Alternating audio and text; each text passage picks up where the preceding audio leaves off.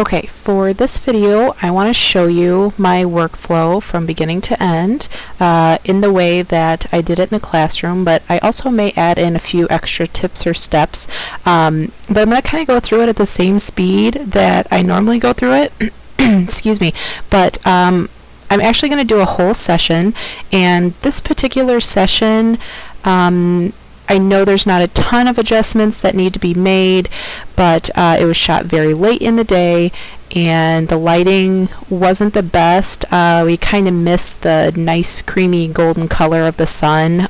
There's kind of a tall tree line and the sun had already gone down, so a lot of the images are kind of just a neutral color, but I still want to go in and do a full workup of this whole session, kind of show you the process again. So the first thing we're going to do to get the images in, this is assuming that you have them off your camera, they're in raw format, and they are sitting in a folder just waiting to come into Lightroom. So the first thing I'm going to do is go to File, Import Photos and Videos. And sometimes when you stick your camera card or hook up your camera to your computer, if you have Lightroom open, it will automatically bring up the import window. I don't like using that window. I would prefer physically, or I guess manually, moving the files from the card to a location on my hard drive where I know where they're at. When they're importing them, or excuse me, when Lightroom imports them with its automatic import function, I'm not really sure where they go. I know somewhere in the preferences you can designate where you want all the imported files to go, but still they kind of just all go to one random place, and I want to have control to name my folders, know exactly where my pictures are. So just know that if you have Lightroom running and you stick a card in, this window is probably going to pop up. So I'm going to navigate to where these pictures are.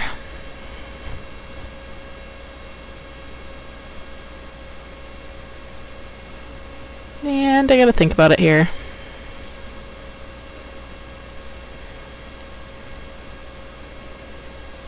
Okay. Now when you select a folder, it'll automatically select everything in the folder. But if there's certain things you know you don't want, you can click the little checkbox to uncheck them, but by default it'll just bring in everything that's in that folder that you select. So I'm going to hit import.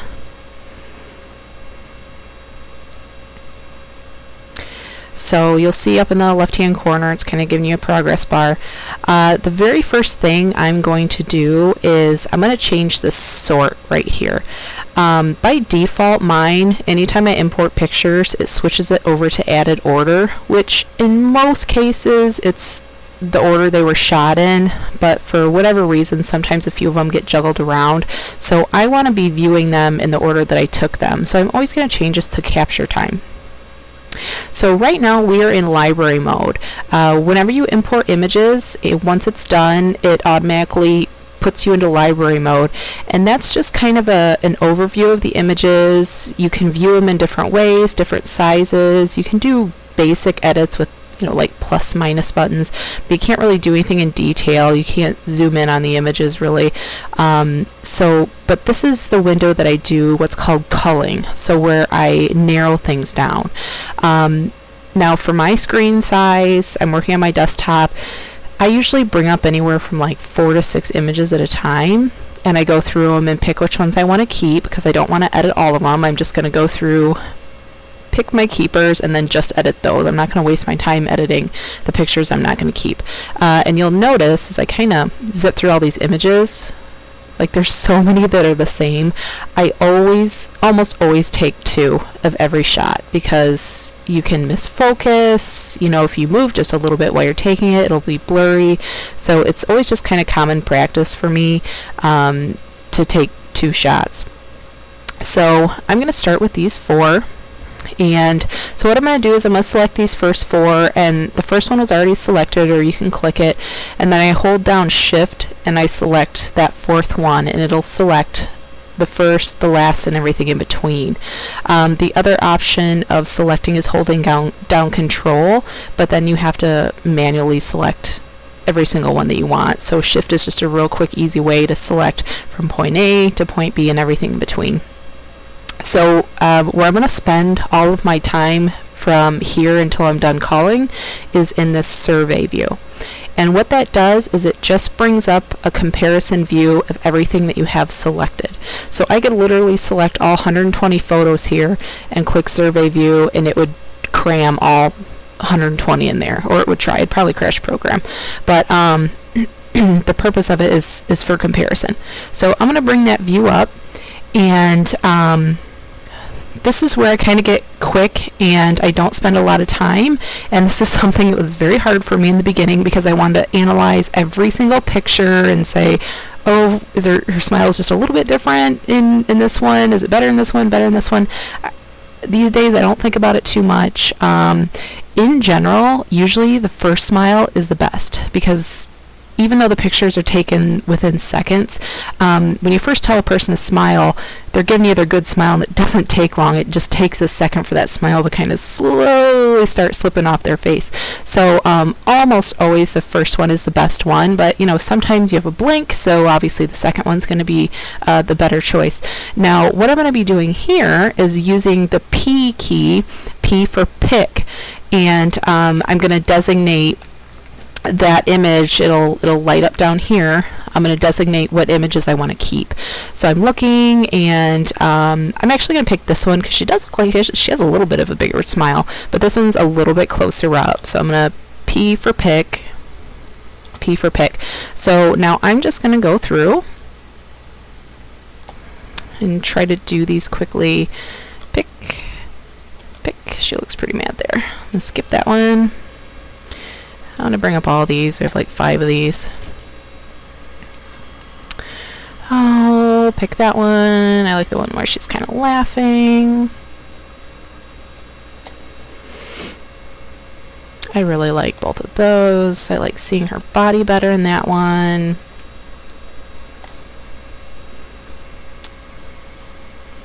Ooh, these are like all exactly the same. Oh, I know what it was. I turned her a little bit because we were seeing, even though you can't see anything, it was just getting a little too much skin there. So I had turned her in these, and those are pretty much identical. And what I'm doing is I'm picking the next set as I'm using the same keystroke. So I'm clicking, holding down shift, and bringing up my next, however many I'm bringing up. I like this one. I don't really care for that one. I like this one better.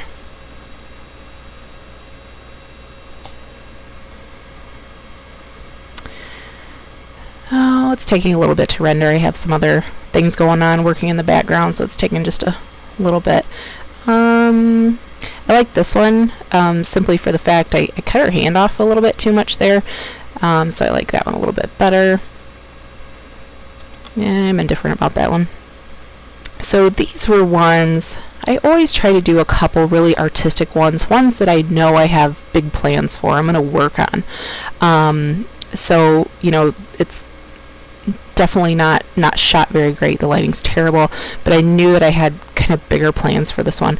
So I think, not really sure. I think I'll go with, I kind of like this one. I like the wide angle, being able to kind of see everything back there. Ugh.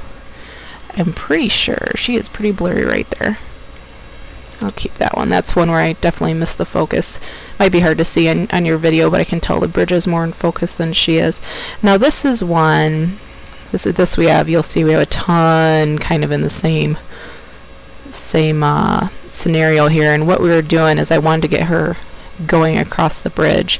So what I'm looking for in something like this is something like this. I like seeing her going from step to step. This is kind of an awkward in-between phase, and sometimes if I'm not quite sure which one I want to pick, you can actually X one off the screen that you know you don't want.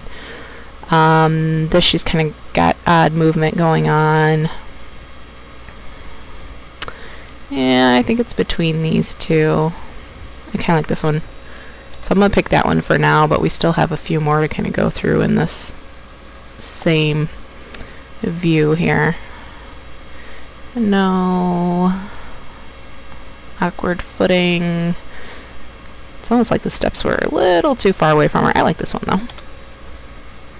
And let's look at these last few.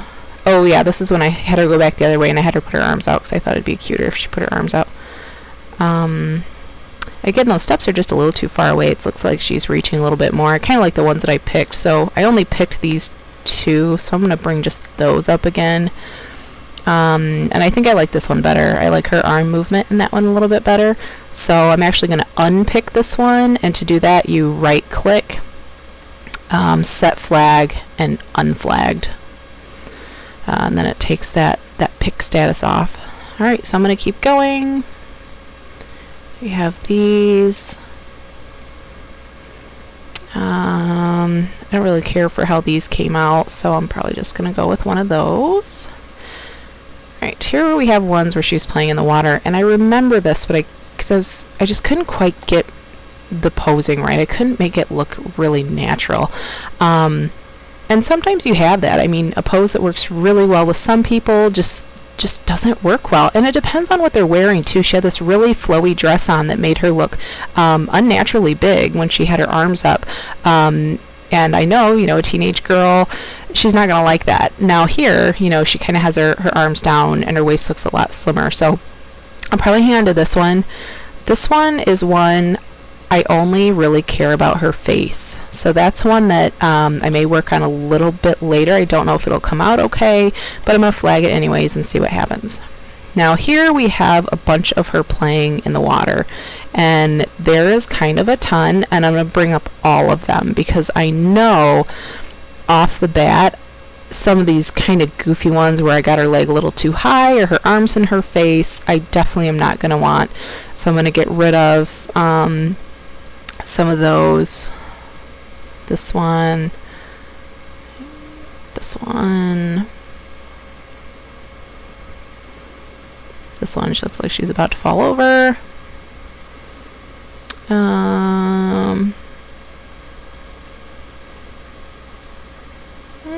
I'm kind of torn. Don't care for that one. Don't care for that one. Don't care for that one. This one's really cute. I really like that one. I also really like that one, but I think I can do something even more dramatic, seeing more of the background, so I'm going to keep that. I'm going to keep that because it's super cute. And that one. Okay, so moving on. Bring up the next set. Okay. I'm going to keep this one. And I kind of like both of those. So I'm going to keep both of those. Next set. All these ones where she's kind of in the same spot. I like that. I tilted her head a little too much there. I like the straight on one a little bit better. Like that. Like that. Okay, all these ones where she's sitting in the chair. Oh, I really like this one. Don't care for that one. I really like this one where she's looking away and laughing. This one, I don't really care for her hands. This one, I think we have better serious ones. And this, I think her head was turned a little too much. I'm going to skip that one. Alright, bring up the next set. I like this one. I like this one. This one. These. Let's see. I really like this one. Serious ones, close-up face. You can do some amazing things. Most people, when they smile, their eyes they don't close, but they're not as open as they are with a neutral expression. And so if you can get that expression where it's a nice soft face, they don't look mad, they have kind of nice big eyes, you can really go in and do some dramatic things to their eyes to really kind of pop that image.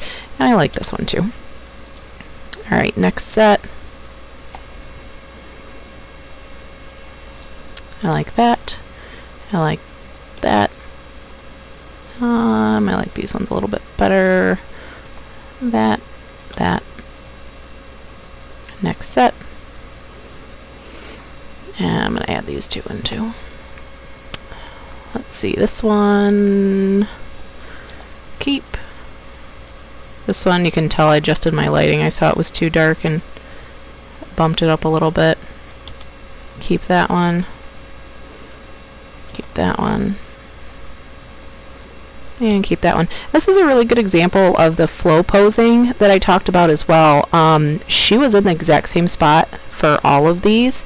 For this one, I think I was standing in that water somewhere over there, shooting that way, and then for all of these, I was on the other side over in the grass here, and I just had her turn around. So, you know, totally different looks between the two, but, you know, all taken within just a few minutes.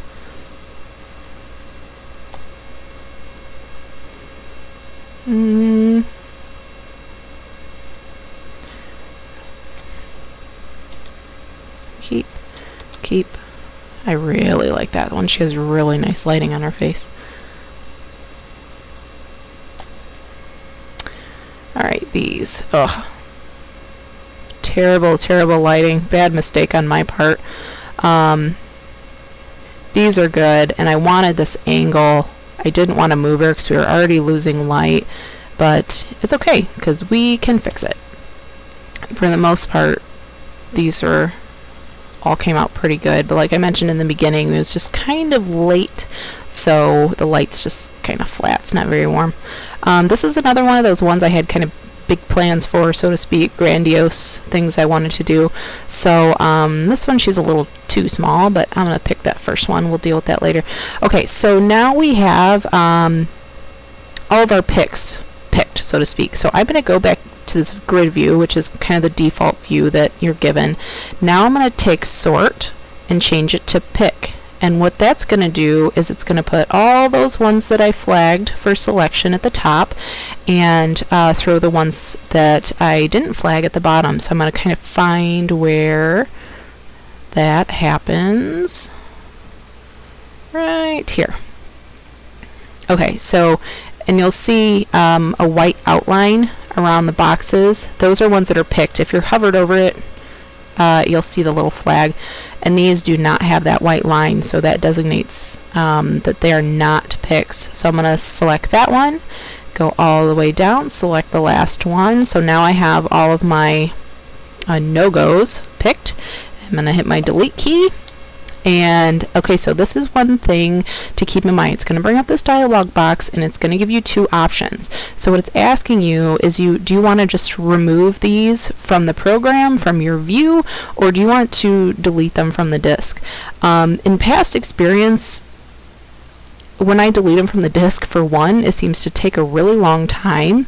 But for two, there has been times that I've been doing this process so fast that I don't know if it's my computer couldn't keep up or what, but I realized when I got to the editing stage that I was missing a photo, and it didn't get picked, so I had to go re-import that specific photo and kind of bring that one into my batch.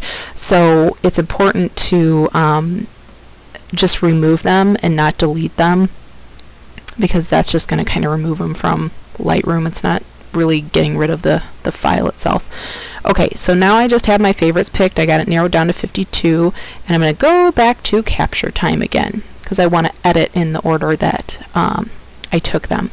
So I'm going to stop this video at this point, and I'll do kind of a part 2. This is probably going to be a multi-part series.